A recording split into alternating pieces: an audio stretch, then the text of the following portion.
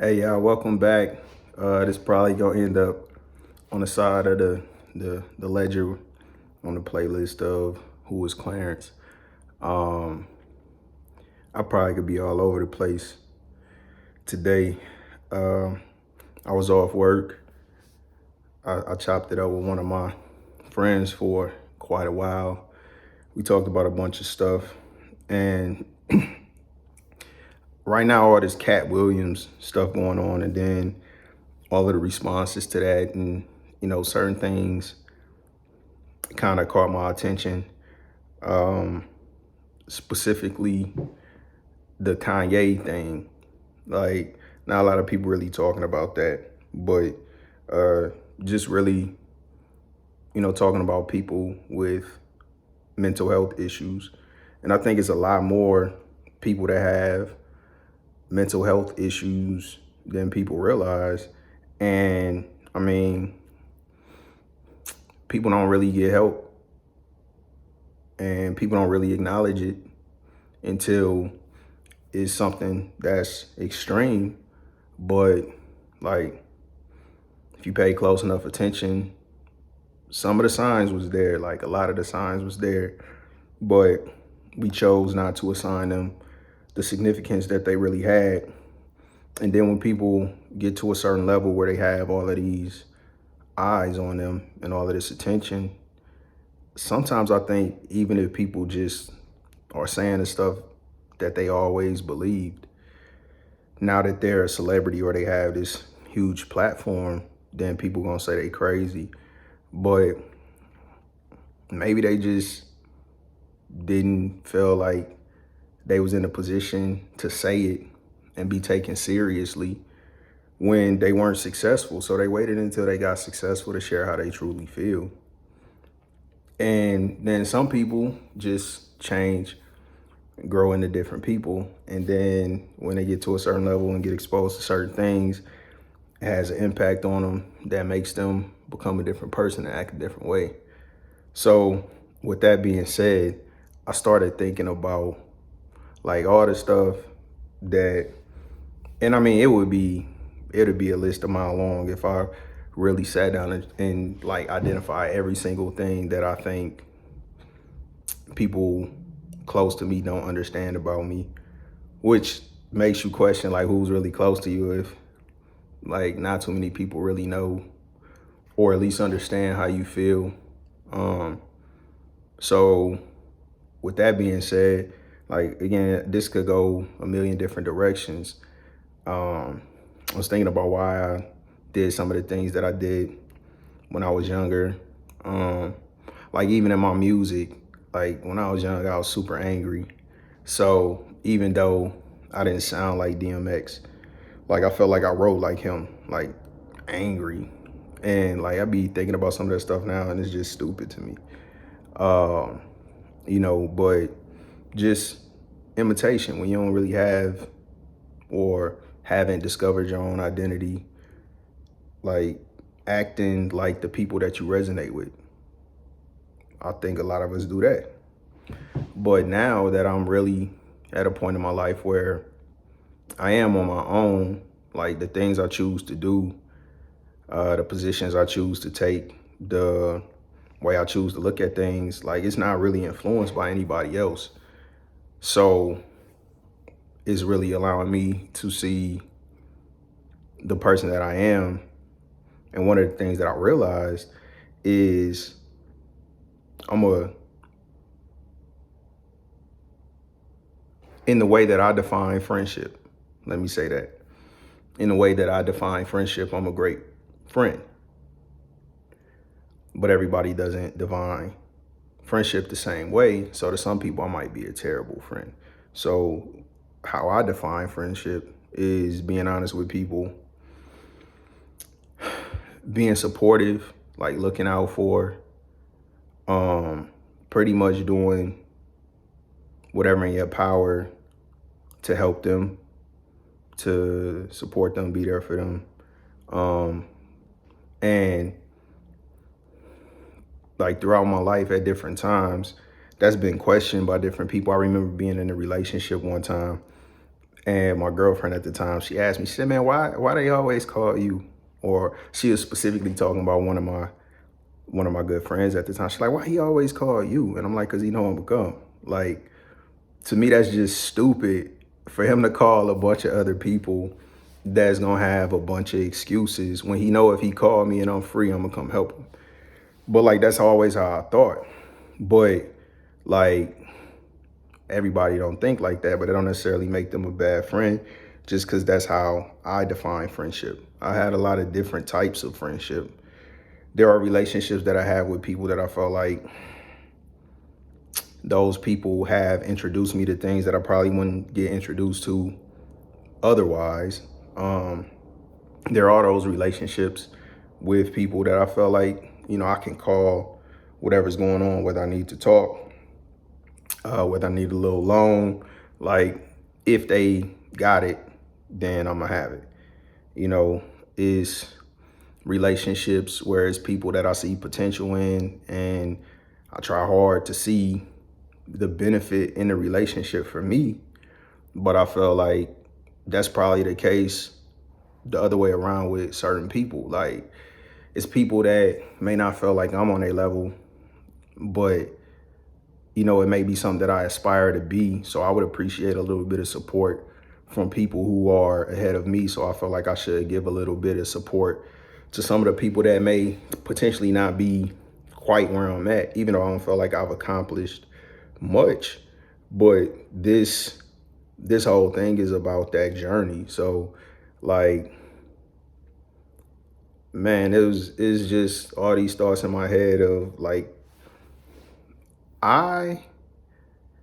especially in relationships, it's like most of my personal relationships like closely mirror relationships that I've seen, even if I didn't see directly, or situations or narratives that like really wasn't a huge part of my life, or at least I didn't realize it was until I compared it to something else that probably was ultra significant to me, but it was like just what was going on in the world. So like, one of my favorite movies is The Sunset Limited, and it's like it's a scene where Samuel L. Jackson and Tommy Lee Jones is just sitting in this apartment. I feel like it's one of the dopest movies ever made. I feel like those are two of the most talented people because it's nothing but them. Like, the whole movie, and again, I'm sure there are other people capable of pulling it off, but I haven't seen other people pull it off. So to me, that's remarkable to make a movie. Like, not me going to a place and sitting down somewhere at a theater or something, but like an actual film. And it's just two people in a room talking the whole time. But I mean, it was remarkable to me. So anyway, in one scene, Tommy Lee Jones was talking about how education makes basically what's going on in the world personal. Like, you take it personal, the more aware you are, the more educated you are. And that's not his exact verbiage, but yeah, I'm not Tommy Lee Jones. I'm not even about to attempt. But check that movie out. It's dope. But even that, like, I like Marvel movies. I look forward to seeing Marvel movies because, I enjoy it. But like Gladiator, Braveheart, Troy, Kingdom of Heaven, a lot of stuff like that. Like, that's probably my favorite genre. Lord of the Rings, like, man, some swords, some kings, and all that stuff. I'm with it. So, but that don't mean I don't like other stuff. When I was young, like, I don't really think I ever had like one certain genre that I liked in anything, whether it was music, whether it was film. I always was really open to everything, and I'm still that way. But if I don't like something, I don't like it. It's like, I'm not gonna not listen to it just because it's a specific genre. If I hear something in that genre and I like it, then cool. But if I don't care what it is, if I hear something and it don't really move me, I'm not gonna listen to it. So it ain't like no shot at any individual. It's like, they made that music for they people. I ain't one of they people. I don't feel it. I don't relate to it. And I feel the same way about everything. Like, I don't hate on nobody. I hear I hear all these different people talking about all these celebrities, and it's like, yo, but I mean, to me, even if I don't agree with whatever the thing is that they do, like, I respect the fact that they was committed enough to just follow through with it. And some people might think I'm crazy, but I really respect that. Even if it's an artist that I don't really feel like is good, like, kudos, because hey, you believe in your talent. I know some people told you was whack, or I know, it wasn't smooth sailing, but I tip my cap because you ain't throwing the towel and you made it, and I respect that, whether it's my cup of tea or not. So it's hard for me to understand, like, people hating on other people, because it's like, unless y'all direct competitors, like, what they got to do with you? So just like, I was thinking about all of this stuff, competitions I had with my brother, and I'm talking about Steve. I remember, like, we basically had the Jay-Z and Nas rap battle, just nobody ever heard it. And I was Jay-Z and he was Nas. And that mean I lost. Because I felt like I got way more respect for Jay as an art. And I shouldn't even say respect. I appreciate Jay's music. It's a lot more Jay's music that I relate to or that I like than Nas. And I like a lot of Nas music, but it's not close to Jay. But when it comes down to that beef, like, yeah, Jay was lyrical, but it's like, Nas, I mean, Ether was Ether. And anybody that was around that time and heard that song, y'all know what I'm talking about. Like, man, my brother hit me with Ether. And it's probably only a handful of people who know anything about this. But dude is super talented, and I was too. So it was crazy. I think I probably only heard his verse 2 times at most, but I remember the vast majority of it because it was so cold. And I started it, and that was his response. And then I came back with something that, like, intellectually, like, I won. But like, impact, I was Ether, and there really wasn't no coming back. So it was like the same thing with Nas and Jay. It don't matter what Jay said after Ether, like, people stopped listening. Like, you have to be a Jay fan to really listen to it enough to be like, oh yeah, like, that's, Ether was dope. But when you really think about what Jay said was more impactful, like, whatever. And that's, even with that was my opinion. Like, lyrically, Jay is the greatest to me. And no knock to Wayne, Drake, none of them, J. Cole. I like all of those artists, but like, Jay is the GOAT to me. Like, Jordan is the GOAT to a lot of people when it comes to basketball. My guy is Kobe. So I know to me, that's essentially the equivalent. It's like, Jay is Jordan and Wayne is Kobe. And keep in mind, my favorite basketball player of all time is Kobe Bryant, but I will acknowledge that Jordan was better than him. So anyway, like, man, what could have been if that's something we both pursued, but like, it wasn't. And then, but that brought out something in me at the time that created a certain confidence in myself. That's one of those things, man. Maybe I should have done music, but I didn't, and here we are. So it's still my contribution. It's still words. It's just in a different format. Because that's all music is well, the music I listen to. And again, everything on this channel is just my thoughts. It's just my opinion, how I'm feeling at the time.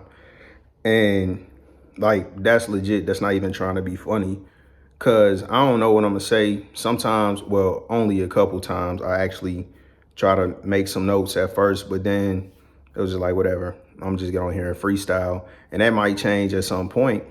But these are the conversations I have when I'm with my people. So I was talking to my boy in the same way I'm talking now. It's like, I'm just trying to explain stuff. So Cat Williams, Kanye, people being crazy. Fast forward to what's the connection? I was thinking about probably like if I did become famous, I don't want to say successful because you can be successful without being famous, but if I did become famous and I said a lot of the stuff that I believe, people would probably think I'm crazy too. Like, because I don't think I think like most people. The things that have value for me, they only gotta have value for me because it's my life. So like, I don't care about a car. I don't. Like, I'll walk everywhere. I've been walking my whole life. It's not a big deal to me. I care about a house though. But like, I heard my brother say, you know, the way he was raised, he was taught, you ain't a man if you ain't got a car. So I see why he always, you know, was in the cars, like, because that's what he believed. I don't believe that. I could care less. Now, of course, I've had a bunch of cars and I don't know the next car I'm gonna get because by that time, it'll be some new stuff out. But yeah, like some of the stuff that I think and the way I approach stuff, I think a lot of people will question.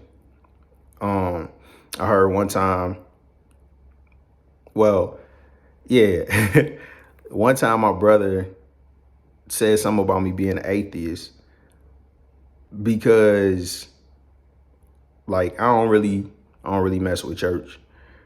But it ain't because I don't believe in God, or it ain't because I don't believe in a higher power. It's just like, man, people, they made me uncomfortable. And I don't really feel like you should be uncomfortable if it's something that is what you supposed to be doing. And it ain't none of the stuff that they was saying. I mean, I question everything. And, you know, I asked him some questions and we had a conversation and, you know, I think he understood my perspective. It's not faith because I believe in God. I believe I'm blessed. Man, God done so much for me. Like, I never question God. But people, people trying to tell me what I should and shouldn't do, nah, I'm cool. Because we all human and nobody got everything figured out. But that don't mean you shouldn't listen to people that got more experience than you. But it's like, yeah, but if we got different experiences, then maybe we should actually have a conversation instead of you just trying to shut down whatever I'm presenting without even trying to listen or understand. And I don't want to do that. So I make it a point to like think outside the box. Yeah, I read, and when I say read, so let me clarify, because you know, 5 years from now, people gonna be, he never read a book in his life type. Uh, but now when I say read, I should say listen to, but I'm just so used to saying read. I used to read all the time when I was young because I get in trouble and I couldn't watch TV or play the game. So I just read Goosebumps books and like I literally read like 4 or 5 books a day because they was like 100 pages, 120 pages. Most Goosebumps books like 120 pages, but they kids books. You know what I mean? So I would read like 4 or 5 books a day, and then people would be saying, because we used to get these ice cream scoops on the wall, like for every book we read, it was a competition, and then like you got the most ice cream scoops on the wall, then like you won the prize at the end of the week. And I read so many more books. It's just like they were saying there wasn't no way I read all them books, but I was grounded. I ain't had nothing to do. So anyway, like I used to read all the time, but at some point I just lost my love of reading. But I know I have to have access to knowledge to get better. So I started listening to audiobooks. So if I say read, just take that as I listen to. So I listened to this book and I don't even remember the title. I could look it up, but it's not that significant to me. It's just the concept. And it was about like living a really, really long life. And if you thought that way, just how much better your life would be. So at 40 years old, if I felt like I've lived more of my life than I have to live, then I will approach that differently. I'll have more of a sense of urgency. I may end up resigning certain things a lot earlier because I don't feel like it's worth the time if I don't have enough of time to do it. So like, if you think I got 10 years left, the way you're going to approach that 10 years is going to be completely different than if you feel like you got 60 years left, right? So to me, if that's the case, then I legit plan on living to 119. And like, people will be like, you crazy. Especially looking at me now, it's like you're not even healthy, you ain't in shape, like you ain't gonna live to 119. But I am. So let's put the crazy out there right now. Like I wholeheartedly believe that because I'm 41 and I know right now I'm building a routine to allow me to do that. Like just because you haven't seen the results yet, like I almost cursed. I just freaking started. Like, so like if you say somebody been doing something for a few months, like what do you think the impact is going to be? But legit, if I do what I'm doing right now and I do it every day, as long as I'm able to do it, like, you know how crazy it'd be trying to tell somebody that been doing push-ups and walking and like exercising every morning for 40 years without taking a break that they ain't gonna be healthy. Like nonsense. But that's how I think. I was talking to my boy. I asked him, in his opinion, what do he think is like the top love stories, like movies? And I don't remember everything he said. I know he said The Notebook. What did he say? I know I said Romeo and Juliet. It was a few things that he named, but ultimately I asked the question because I know he would never say the movie that I think. So like, in my opinion, the greatest love story ever in a movie is The Matrix. And like, that's, people gonna be like, what are you talking about? That's not a love story. But it is to me, because I felt like the whole point of that movie was like, Neo wasn't the one until Trinity made him the one. So like in life, that's how I see stuff. Like most men, as much as we can accomplish, because he accomplished a lot based off his belief and his homeboy belief, right? So through the entire movie, 100% of the movie, Morpheus believed Neo was the one. But the vast majority of the movie, Neo didn't believe that he was the one. So for the majority of the movie, all of the things that Neo was doing was to try to meet the standard of his friend's opinion of him, right? So I look at how do we do that? And I'm gonna get back to the whole love story thing, but I look at my life and I say, okay, I gotta show up for myself like I show up for my friends. And I got a homeboy that told me his health was important to him and he was committed to going to the gym. And I got a gym membership all the way across town and I would drive 35 minutes in the morning to go meet him at the gym. And we only did it for a very short period of time because he had the opportunity to do it on a different schedule than me, and that worked better for him. But like, if that's what he was gonna do, I was gonna show up for him because that's my guy, and that's my level of commitment to my friends. So anyway, one day I'm at the gym and he not there, and I'm thinking to myself, like, the whole reason I'm there is for him, and he not there. But like, that's the type of person I am. I'm gonna show up for my friends. And I need to start showing up for myself like that. So that was the start of this transition, was that. Cause like everybody that know me, if I said I'm gonna do something, like if it's in my power, I'm gonna do it.